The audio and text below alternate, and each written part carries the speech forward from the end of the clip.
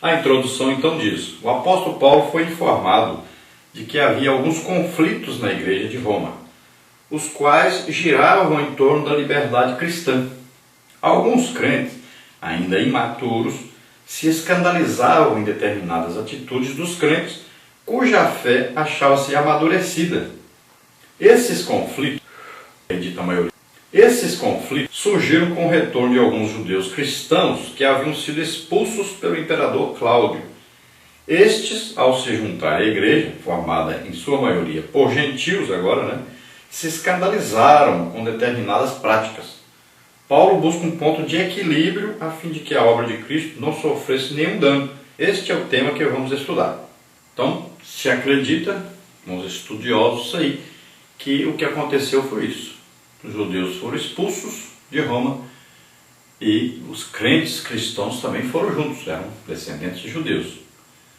A igreja cresceu, ficou agora com a maioria de gentios, e agora esses judeus que haviam saído voltaram, e aí acharam a igreja se comportando de uma maneira que até poderiam se comportar daquele jeito se não houvesse nenhum judeu.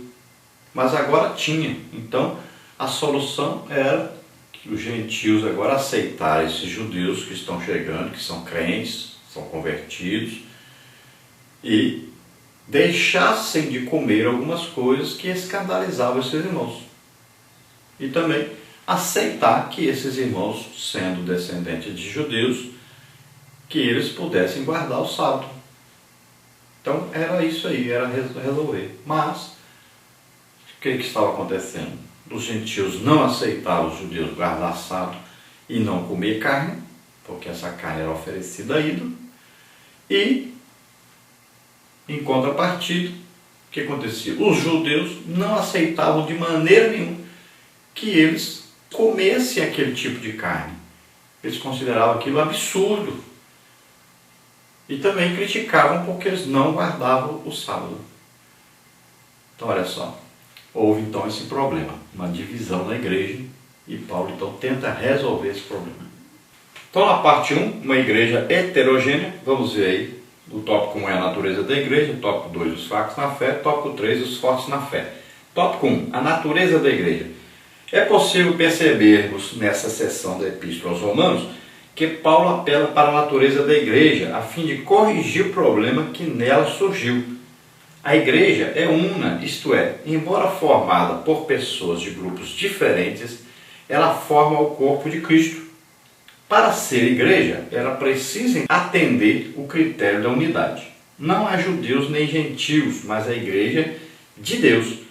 Ela é, portanto, indivisível. Esse é o primeiro aspecto que podemos perceber na linha argumentativa de Paulo. Então, o que é que Paulo está ensinando aqui? Que a igreja é formada por gentios, por judeus, por todos os povos. Não interessa a cor da pele, não interessa a posição social. Quando a pessoa entra para dentro de uma igreja, de uma congregação, ele agora é parte da igreja. E, sendo parte da igreja, ele é apenas um crente ali dentro. Então não interessa lá fora quem ele seja. Não interessa a posição social que ele tem lá fora.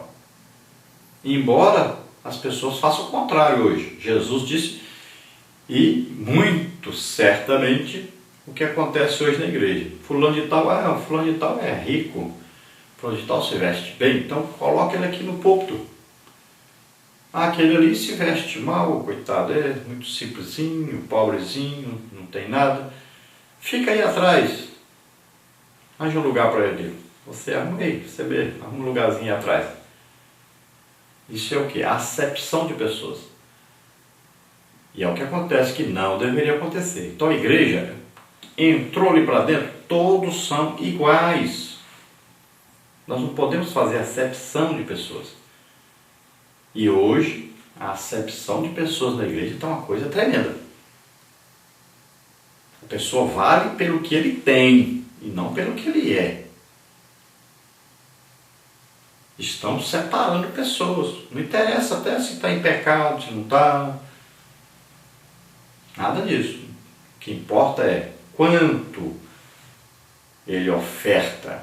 Qual o dízimo dele?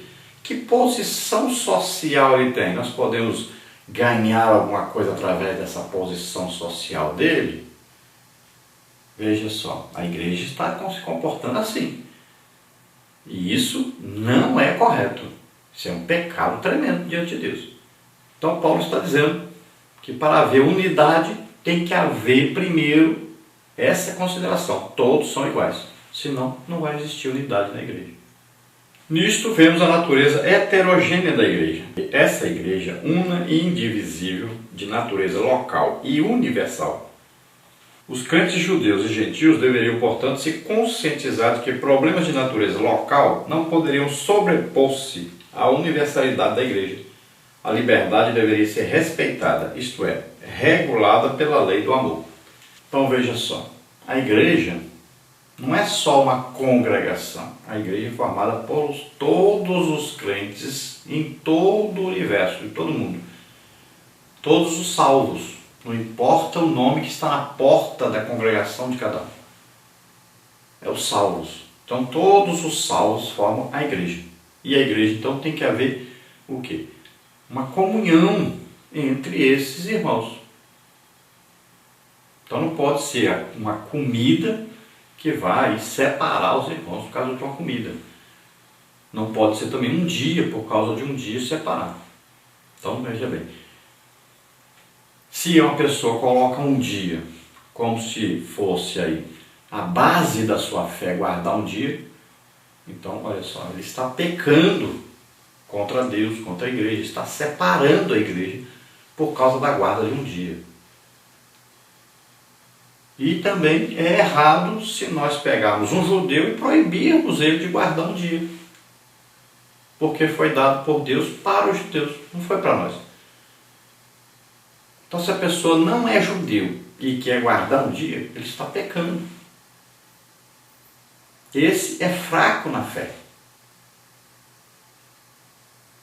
Então ele está colocando um dia como base da sua fé. E não existe isso na Bíblia. Já o judeu, ele aceita Jesus, ele não coloca esse dia como base na fé.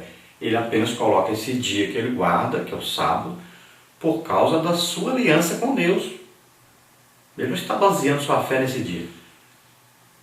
Olha só, é diferente. Tem igreja por aí que já não, ele guarda aquele dia, porque aquilo ali é a base da fé dele. E se separa dos outros. Todos que não guardam o sábado, para eles está no inferno. Isso é pecado. Isso é heresia. Veja bem, diferente do judeu. O judeu não tem problema. Ele pode guardar o sábado dele, não tem problema nenhum. Então Paulo ensina aqui que deve haver uma lei do amor. Então se nós somos gentios e tem um judeu que congrega conosco, nós amamos a ele. Então não tem problema. Se o irmão não quer comer isso aqui, não tem problema nenhum, não come. Ah, o irmão quer guardar o dia de sábado. O que tem? Deixa o irmão guardar o dia de sábado dele. Ele é judeu. Tudo bem. Então nós temos que aceitar. Não podemos condená-lo por causa disso. E o judeu também não vai condenar o gentio. Não, vocês comem isso. Não tem problema, deixa comer, o que tem?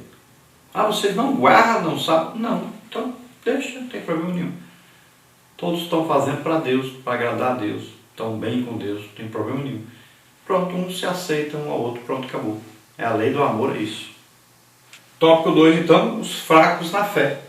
Quem seriam os fracos na fé? Os crentes fracos eram principalmente cristãos judeus que se abstinham de certos tipos de alimentos e observavam determinados dias em razão de sua contínua lealdade à lei de Moisés.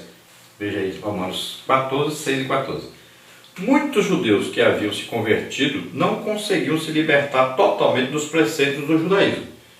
Além de observar determinados rituais relacionados ao culto, eles queriam que os gentios fizessem o mesmo. Paulo teve que resolver problemas semelhantes da igreja de Corinto, 1 Coríntios 8, de 1 a 13, Galácia também e Colossos.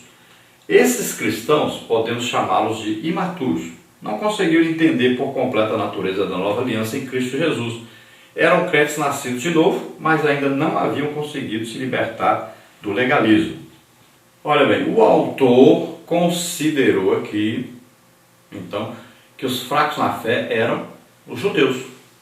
Eu penso que aqui, tanto os gentios quanto os judeus, quando eles se comportavam de maneira a não aceitar o modo de vida do outro, todos dois estavam sendo fracos na fé. Não eram todos que eram assim, eram alguns. Então, alguns judeus não concordavam com a maneira que viviam os gentios e alguns gentios não concordavam com a maneira que viviam os judeus. Então, esses é que eram os fracos na fé, tanto judeus como gentios. Então, os dois extremos aí são errados. Veja bem, se um gentio está comendo carne sufocada ao ídolo, então ele está mostrando que ele é fraco na fé. Por quê? Porque ele não consegue deixar de comer esta carne, porque isso escandaliza o seu irmão. Então ele é fraco na fé. Ele não tem fé suficiente para ele ser independente de comer essa carne. Essa carne está sendo para ele um tropeço. Essa carne está sendo mais importante para ele do que a comunhão com o outro irmão. Então ele está sendo fraco na fé também. E o judeu, porque não come, também está sendo fraco na fé, porque ele acha que as coisas consagradas ao ídolo vai fazer mal para ele. Então a fé dele não atinge o ponto dele achar que aquele não tem problema nenhum. É fraco na fé também. Então dois grupos aí, e todos os dois estão errados. Não quer dizer que a igreja toda está errada, porque eram grupos que estavam se degladiando aí uns com os outros. Então os dois estavam precisando de quê? De maturidade, né? E o mais correto era obedecer o que estava determinado em Atos dos Apóstolos, capítulo 15, que colocou fim a essas brigas, essas discussões, essas separações, com as decisões que foram tomadas.